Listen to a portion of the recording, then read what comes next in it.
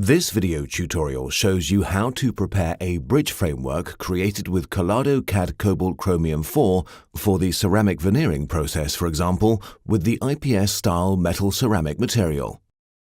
First of all, separate the framework structure from the disc. Use suitable cross-cut tungsten carbide burrs or separating discs for this purpose. Always protect yourself from metal dust and vapors by using extraction equipment or wearing a mask and protective goggles. Thoroughly rinse the restorations with a steam jet and ethyl alcohol. Now finalize the desired framework construction.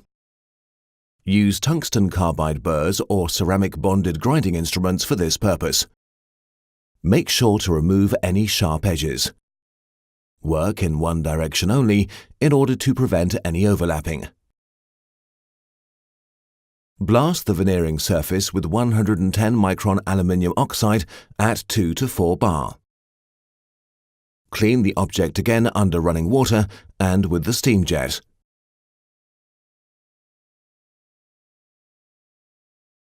Carry out oxide firing under vacuum at 980 degrees Celsius, observing a holding time of 1 minute. This improves your ability to visually check the conditioning of the framework. Remove the framework when the furnace is completely open and check the framework surface. It should be covered with an even oxide coating. Blast the veneering surface with 110 micron aluminium oxide at 2 to 4 bar. Then clean the object again under running water and with the steam jet. The framework made of Colado CAD Cobalt-chromium 4 is now ready for the veneering process with a compatible metal ceramic system. There is no need to apply a separate ceramic bonding agent. The application of the veneers made with the metal ceramic system IPS Style is described in separate video tutorials.